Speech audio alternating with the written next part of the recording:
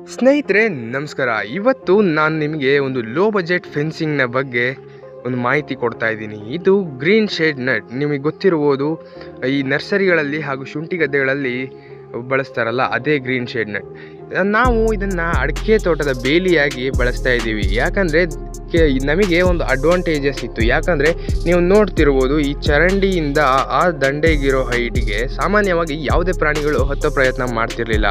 ಹಾಗೆ ಇನ್ನೊಂದು ಅಡ್ವಾಂಟೇಜ್ ಏನಂದರೆ, ತೋಟದಲ್ಲಿ ಹುಲ್ಲು ಎಲ್ಲ ಬೆಳೆಯುತ್ತೆ. ಅದನ್ನು ನೋಡಿದಾಗ ಪ್ರಾಣಿಗಳು ಆಕರ್ಷಿತವಾಗಿ ತೋಟದೊಳಗೆ ಹೋಗುವಂಥ ಪ್ರಯತ್ನ ಮಾಡ್ತವೆ. ಈ ಗ್ರೀನ್ ಶೇಡ್ ನೆಟ್ ಹಾಕೋದ್ರಿಂದ ಯಾವುದೇ ಥರದ ಗ್ರೀನರಿ ಕಾಣಿಸೋದಿಲ್ಲ. ಅದರಿಂದ ಇದು ಯಾವುದೇ ದನಕರಗಳು ಹತ್ತೋ ಪ್ರಯತ್ನ ಮಾಡೋದಿಲ್ಲ. ನಿಮಗೆ ಈ ಫೆನ್ಸಿಂಗ್, ಈ ಬೇಲಿಯ ಬಗ್ಗೆ ಏನನ್ನಿಸ್ತು ಕಮೆಂಟ್ ಮಾಡಿ.